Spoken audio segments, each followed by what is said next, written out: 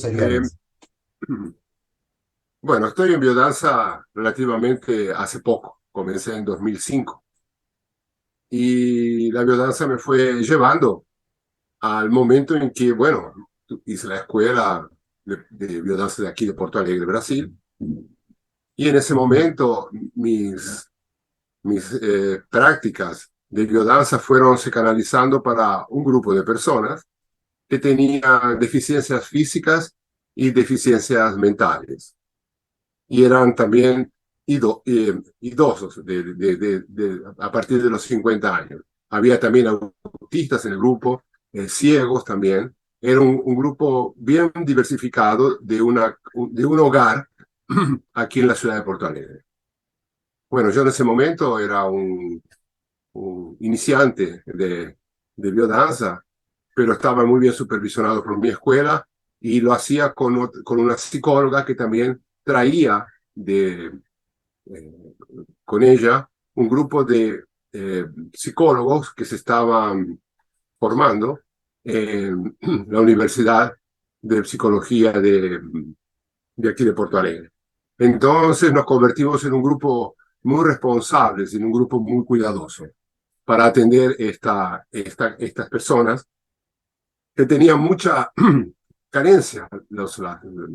Las familias prácticamente los habían abandonado dentro de esta casa y la casa se preocupaba en traer eh, personas que pudiesen hacerlo, eh, ejercitar, moverse, desenvolver, desarrollar la intelectualidad, etc.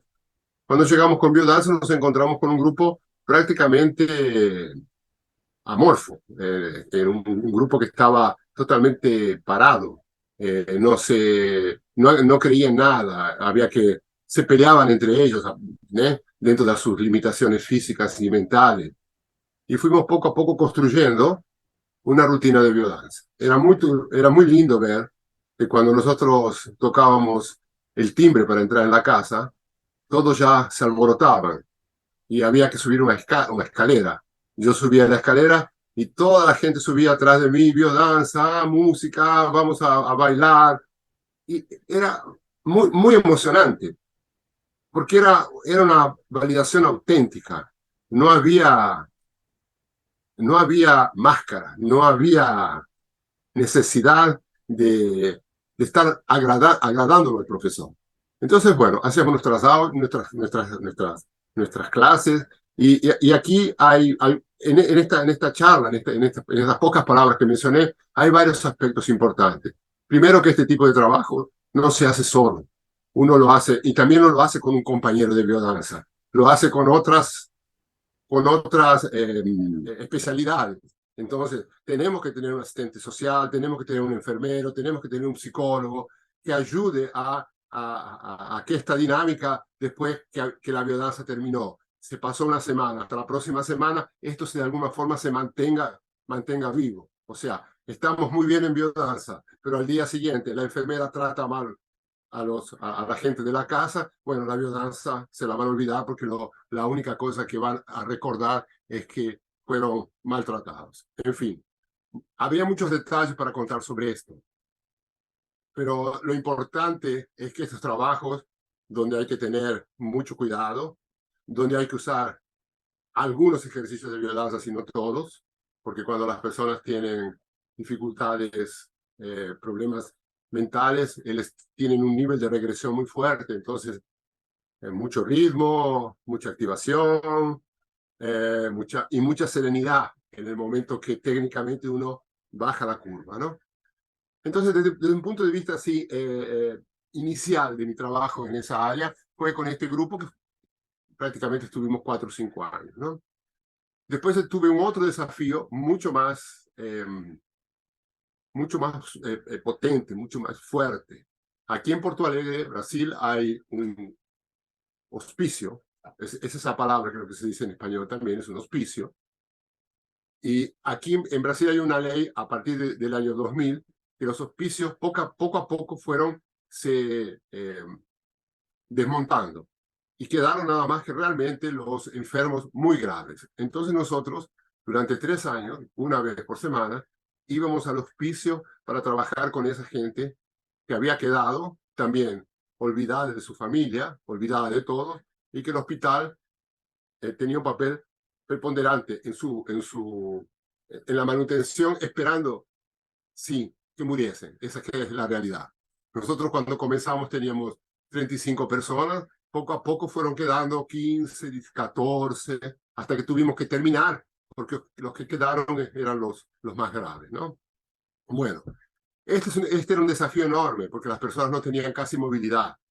Pero cuando uno colocaba una música con ritmo, uno colocaba una música de los Beatles, por ejemplo, que le traía recuerdos, de alguna forma accesaba el inconsciente de ellos, las manos, batían las manos o movían los dedos o se levantaban para hacer alguna danza.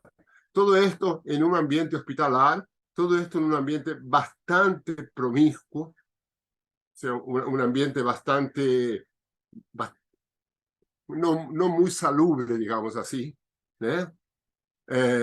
Y que nosotros, yo y una compañera facilitadora y también psicóloga, lo trabajamos durante 3 años.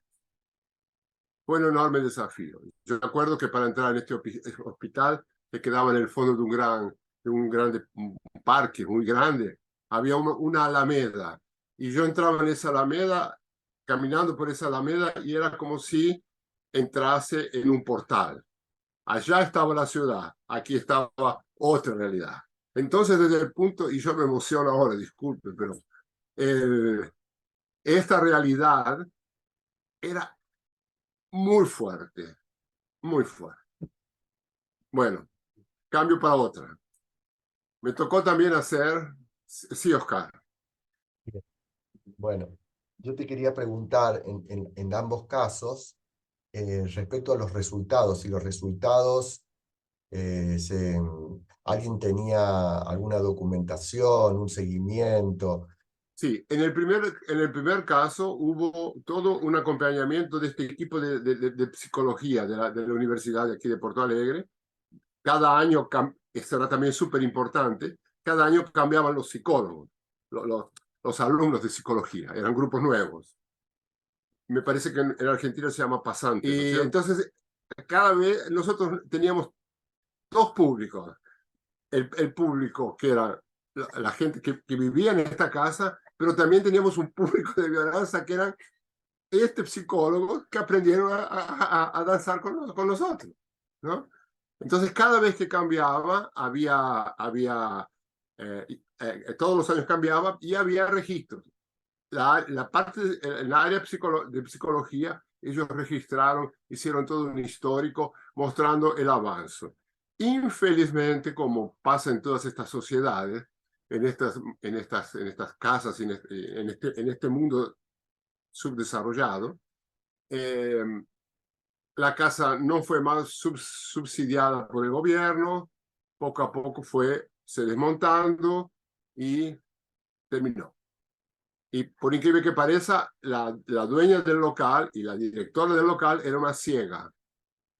Ent- Entonces era muy interesante todo este desafío. Sí, entonces sí, Oscar, en este primer momento, en este primer grupo, sí, había un acompañamiento registrado, que está registrado. Y los resultados siempre eran muy buenos.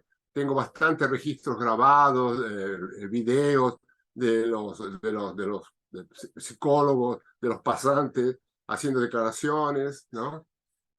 En fin, ese es un... Después tengo otro ambiente totalmente diferente que son alumnos, adolescentes, aquí en Brasil se llaman en estado de riesgo, o sea, eh, viven en villas miserias o viven en hogares donde el padre es alcohólico o alcohólatra o es dependiente de drogas, en fin, en ambientes que no son favorables y son convidados a participar de una complementación eh, eh, técnica y emocional por parte de una entidad aquí en Porto Alegre que se llama Pan de los Pobres. y fuimos convidados para hacer un trabajo sobre emprendedorismo con biodanza. Para estos chicos que eran 70 chicos. En la cultura que estos chicos traían, había, claro, un fuerte sentimiento de separación, de poder, de guetos, de grupos, de grupitos. Y nosotros hicimos un trabajo así. El primer año fue un trabajo de biodanza para los profesores de estos chicos, y en el segundo año hicimos el trabajo con los chicos. También hay bastante registro sobre este asunto. Bueno, los grandes resultados que obtuvimos con estos chicos es que se disolvieron los grupos, todos se mezclaron, todos trabajaron muy bien el emprendedorismo porque lo hacíamos en dos partes. La primera parte, la primera hora era un trabajo de educación biocéntrica sobre algún tema de emprendedorismo. Por ejemplo, que en una empresa no se habla malas palabras, ¿no? O sea, para quien viene de un ambiente como ese que yo estoy relatando ahora, no hablar malas palabras es una cosa importante, que es mejorar el vocabulario. Y después entonces hacemos una clase de biodanza, y en esa clase de biodanza había muchas referencias a lo que se había conversado en ese primer trabajo de educación biocéntrica, usando todos los recursos de educación biocéntrica que son conocidos. Entonces, esta fue la primera vez que hicimos este tipo de unión entre educación biocéntrica y biodanza. Y los resultados también fueron buenos y fueron registrados. Bueno, y tengo otros casos, no sé si quieres que continúe contando, porque tengo otros ambientes de trabajo, ¿no?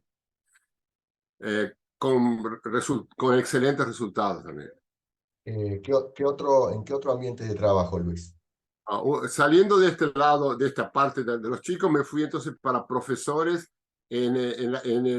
Aquí hay escuelas estaduales y escuelas municipales. Creo que es el mismo modelo de Argentina, ¿no? Entonces nosotros fuimos a trabajar y hay un cambio acá en la enseñanza brasilera, donde se colocó dentro del currículo escolar, o sea, lo que los profesores tienen que ofrecer, se colocó una materia que se llama proyecto de vida. Entonces, ¿qué es proyecto de vida? Es mostrar a los chicos que tienen que prepararse para el momento que van a salir de la escuela. Entonces nosotros tuvimos que darles cursos a los profesores para que entendiesen lo que era proyecto de vida. Entonces, eran profesores de 18 escuelas, que eran las escuelas pilotos, y en cada escuela tenía 2 o 3 profesores de proyecto de vida. Y este profesor, él tenía que tener la habilidad de juntar todos los profesores para hacer lo que se llama aquí en Brasil de interdisciplinaridad.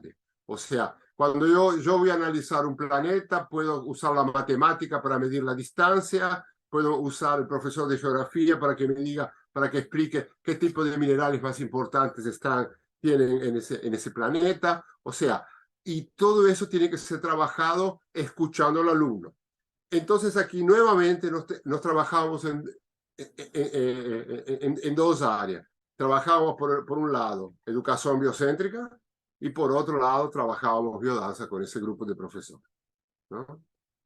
También todo esto está registrado, tengo un volumen así de material con todo lo que se habló, con todo lo que se hizo, en fin, con todo el material necesario y con todas las respuestas que los profesores nos dieron en ese momento. Como debe suceder también en Brasil, en un determinado momento cambió la política y, bueno, salimos del juego, ¿no es cierto? Pero también, yo estoy hablando de una forma muy, muy resumida, pero los resultados aplicados en biodanza, en los 4 ejemplos que yo mencioné, fueron siempre eh, muy bien vistos, muy bien aplaudidos, saludados por los dirigentes, por todos. Entonces, Y eso está bien constatado en muchos registros que tenemos, ¿no? En el Hospital San Pedro psiquiátrico no conseguimos registrar, porque no se conseguían tener grandes avances. Nosotros fuimos acompañando como podíamos, aplicando biodanza. Era increíble llamar a estas personas para hacer un trencito, pero a ellos les gustaba muchísimo hacer un trencito. Y se me perdían las personas en el trencito, y había que ir a buscarlos a otro lugar. Entonces, es una biodanza que si uno la muestra sin sonido, sin nada, ¿qué locura es esta? Y realmente era una locura, una biodanza dentro de la locura. Hecho con mucha seriedad, ¿no? Pero era eso. Bien. Bueno, Luis, lo que te quiero preguntar es, ¿ese material, ese está disponible? ¿No está disponible? Solamente para saber nada más. Quien está interesado, yo puedo conversar y puedo pasar el material que le interese, porque en algunos casos el material es muy vasto. ¿Eh? Y en algunos casos el material es bastante sucinto, pero es suficiente. Son fichas o en otros casos son textos grandes, son muchas cosas escritas a mano también, porque eran cosas que se escuchaban y se copiaban en el momento, ¿no? Si vos me preguntás si había algún tipo de índice, no teníamos porque no teníamos. Lo que hicimos fue colectar información.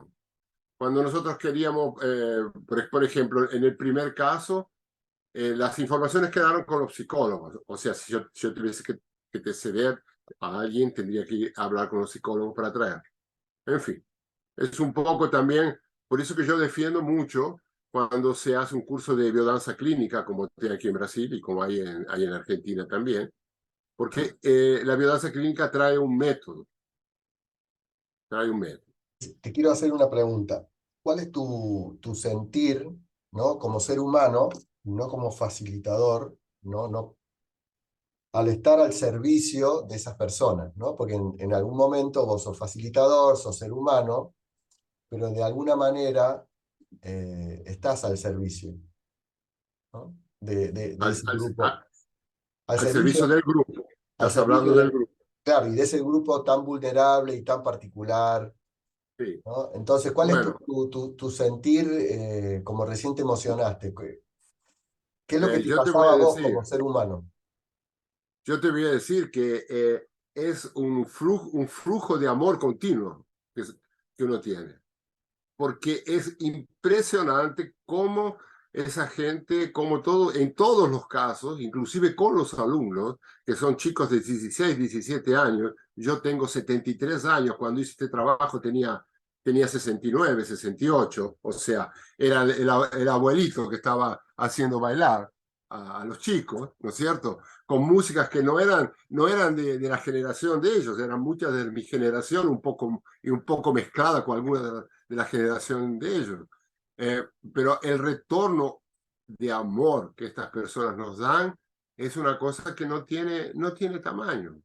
Si vos sentís que hay mucho amor en un grupo regular, en estos grupos las personas eh, se sienten agradecidas. Y hay un detalle muy importante. Por sí o de sí, la propia biodanza es algo que tiene que ser continua. Y eso es lo que nosotros hacíamos. Todas las semanas estábamos allá. No era alguien que venía de vez en cuando con una guitarra para cantar un poquito, o un coro, o tal vez alguien venía una vez cada año para hacer un servicio religioso y después se iba. No, nos estábamos presentes, nos estábamos atentos a ellos. Y esa atención que nosotros dábamos se volvía para nosotros el doble, el triple. Era mucho amor que venía para nosotros. Nosotros salíamos cansados de tanto amor que la gente nos daba. Qué lindo, Y Luis, qué es lindo. una experiencia. Y yo lo que te diría también, Oscar, que me parece importante, si hay que pasar un mensaje para facilitadores, es que encarar esta diversidad de grupos, te da mucha experiencia de biodanza. uno no gana solo la experiencia de biodanza en un grupo regular todas las semanas o yendo a todas las maratonas que uno puede ir de la escuela, de otros didactas. Uno gana la experiencia cuando trabaja con muchos grupos de comportamientos distintos. Y ahí sí, vos te sentís empoderado. Y otra cosa importante es que tu ego no sube. ¿Cómo puede subir tu ego encima de un trabajo que las personas son deficientes, tienen una dificultad enorme, que ni siquiera entienden lo que es tener orgullo o no tener orgullo? Ahí tu orgullo y tu ego y tu no sirve de nada. Lo que sirve es que vos apliques lo que vos haces con cariño. Y muchas veces cerramos. Muchas veces cerramos y muchas veces corregimos y continuamos, porque estamos aprendiendo continuamente con ellos. Bueno, Rolando Torres decía que el facilitador de biodanza tenía que romper las barreras, ¿no? Tenía que ser transgresor, ¿no es cierto? Que la biodanza es transgresora, ¿no? Es por ahí. Luis, entonces, en ese sentido, ¿no? De lo que acabas de citar de Rolando, ¿no? De la transgresión, y preguntándote a vos, ¿qué es lo que te cambió esa experiencia? ¿Qué te cambió? Uf. Yo te diría que durante muchos años de mi vida, inclusive cuando los primeros años que yo hacía biodanza, si yo veía alguna persona así, media rara, o sea, media rara significa para mí que era una persona que tenía, por ejemplo, un trastorno mental o un trastorno eh, eh, motriz, de locomoción. Yo, si tuviese que atravesar la vereda de enfrente, lo hacía, porque no quería enfrentarme con esta realidad. Si yo veía un chico muy inquieto y iba por otro lado, no quería entrar en esa vibración. Con todo esto, imagínate todo lo que cambió. Yo te diría así, me tornó más compasivo y más sensible. Y como la biodanza nos abre de una forma increíble la conciencia, la percepción. Todo esto vino a darme una reeducación del punto de vista emocional, del punto de vista del sentimiento, del punto de vista de cómo respetar el otro. ¿Eh? En fin, eh, yo te diría que es una experiencia que es difícil también de contar, porque es una vivencia.